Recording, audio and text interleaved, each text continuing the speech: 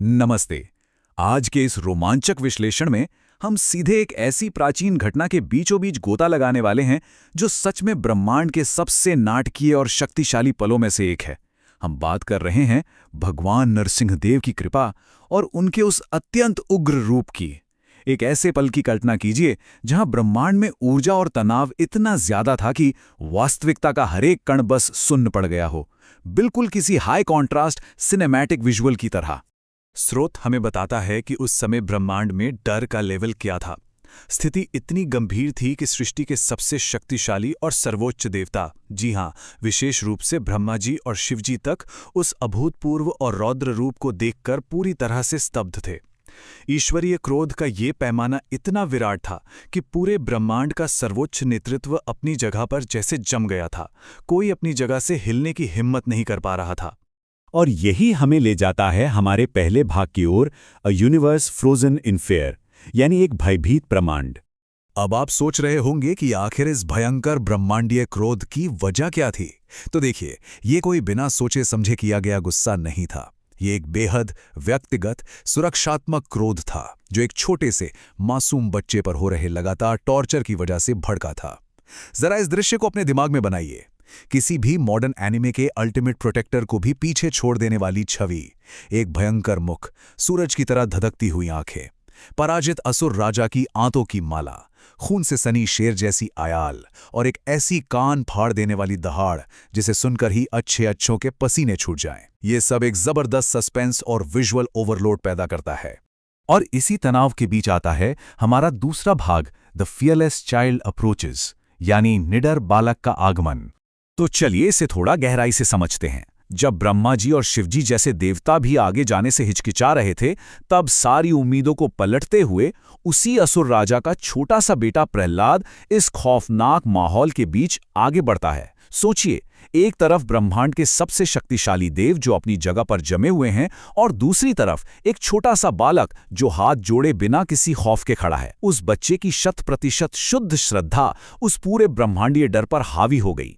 उसे उस खून से सने रौद्र रूप में डर नहीं, बल्कि अपना परम रक्षक नजर आ रहा था। और फिर जो होता है वो सच में अद्भुत है। जैसे ही उस परम रक्षक की नजर अपने उस नतमस्तक भक्त पर पड़ती है, वो खूंखार क्रोध तुरंत एक बेहद आत्मीय माता पिता जैसी ममता में पिघल जाता है। भगवान उस बालक के सिर पर अपना कमल रूपी हाथ रखते हैं और उसे सांत्वना देते हैं।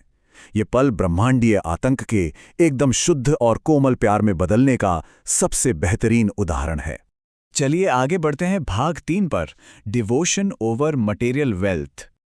अब इस हिस्से की सबसे दिलचस्प बात यह है कि यहाँ उस बालक ने जो गहरी और दार्शनिक प्रार्थनाएं की हैं, वो इंसान की सांसारिक योग्यताओं की पूरी धज्जियां उड़ा देती हैं। स्रोत 2 बिल्कुल अलग तरह के लोगों की तुलना करता है। एक तरफ वो अहंकारी विद्वान है जिसके पास 12 उच्च श्रेणी की डिग्रियां और योग्यताएं हैं, लेकिन दिल में कोई श्रद्धा नहीं। और दूसरी तरफ समाज से बहिष्कृत एक ऐसा व्यक्ति है जिसके पास केवल 100% शुद्ध भक्ति है। कमाल की बात यह है कि वो शुद्ध भक्ति वाला व्यक्ति अपने पूरे वंश को पवित्र कर देता है, जबकि वो अहंकारी विद्वान खुद को भी पवित्र नहीं कर पाता। इसे समझने के लिए एक बहुत ही शानदार मॉडर्न उदाहरण है। परम शक्ति को अपना पैसा, खानदान या योग की ताकत दिखाना बिल्कुल वैसा ही है जैसे किसी अरबपति के सामने चिल्लर या कुछ सिक्के खनकाना। ये कितना बेतुका है ना? जो इस पूरी सृष्टि का रचयिता है, उसे आप भौतिक चीजें देकर कैसे खुश कर सकते हैं? इतिहास में गजेंद्र हाथी का ही उदाहरण ले लीजिए। उसके पास क्या था? ना कोई ऊंची शिक्षा, ना धन, ना कोई इंसानी योग शक्ति। लेकिन जब प्राणों का संकट आया तो पूरी सच्ची निष्ठा के साथ अर्पित किया गया एक साधारण सा कमल का फूल ही परम शक्ति को उसे बचाने के लिए विवश करने के लिए काफी था। ये साबित करता है कि सच्ची नियत हमेशा किताबी ज्ञान पर भारी पड़ती है। और इसी के साथ हम आते हैं भाग 4 पर, द मिरर ऑफ प्रेयर। अब यहां एक बहुत ही गहरा मनोवैज्ञानिक सवाल उठता है। अगर ईश्वर पूरी तरह से खुद में संतुष्ट हैं, उन्हें किसी चीज की कोई जरूरत नहीं है, तो फिर हमें प्रार्थना करने के लिए क्यों कहा जाता है? इसका जवाब एक बहुत ही शानदार रूपक यानी मिरर एनालॉजी से दिया गया है। सोचिए कि भगवान वो मूल चेहरा है और हम इंसान शीशे में दिखने वाले उनके प्रतिबिंब यानी परछाइयां हैं।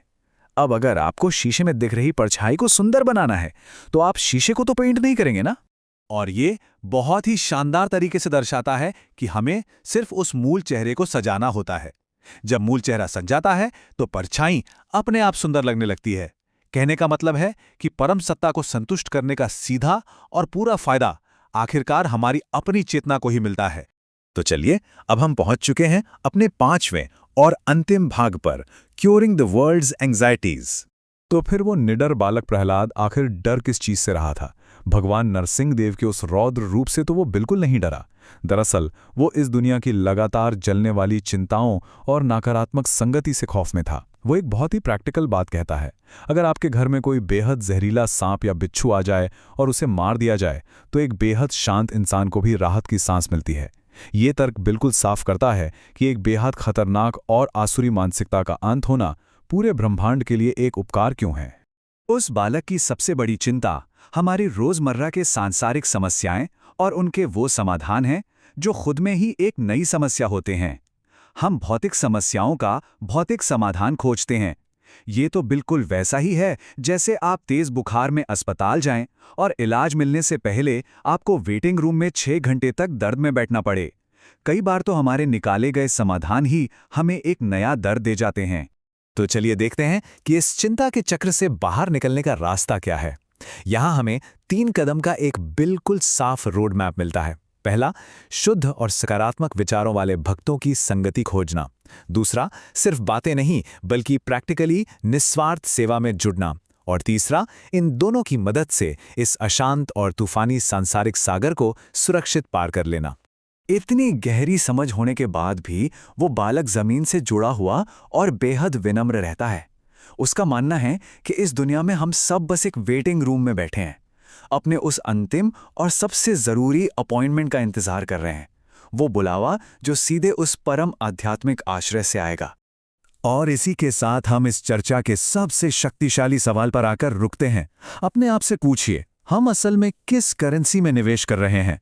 क्या हम अपना पूरा जीवन सिर्फ सांसारिक चिल्लर बटोरने में गवा रहे हैं, या फिर हम वो सच्ची श्रद्धा कमा रहे हैं जिसकी कीमत उस परम शक्ति की नजरों में है? क्या हम सच में उस अल्टीमेट अपॉइंटमेंट के लिए तैयार हैं? ये एक ऐसा विचार है जो यकीनन हमारे सोचने के नजरिए को बदल सकता है। आज के इस विश्लेषण में हमारे साथ जुड़ने के लिए आपका बहुत बहुत धन्यवाद।